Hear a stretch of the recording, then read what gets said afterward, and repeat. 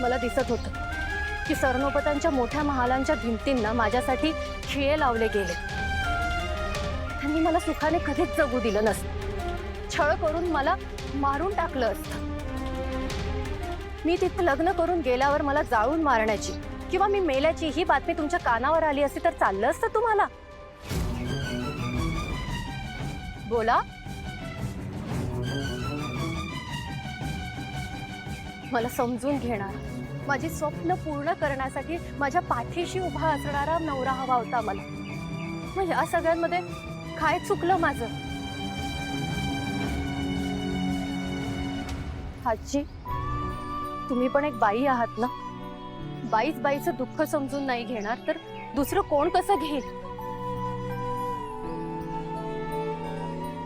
कोणाला असं स्वतःचा तमाशा होताना बघायला आवडेल ते मला आवडेल। आजी, मलाही त्रास होतो या सगळ्यांचा। हे सगळं काही मी माझ्या आवडीने ओढवून घेतले असं वाटतंय का तुम्हाला? मी काय गमावलंय ना हे तुम्हाला नाही कळणार। माझी आई म्हणायची की बाईच्या जन्मापासूनच तिच्या मागे भोग लागलेले असतात, पण आता हे भोग आपण किती जन्म भोगायचे हे तुम्हीच सांगा।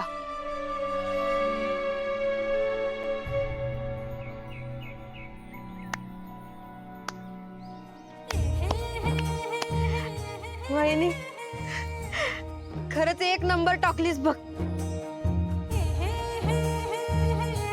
ए आज्जे, आता बोल की। हा बोल ना, काय झालं? काय बोलते ती मगाशी?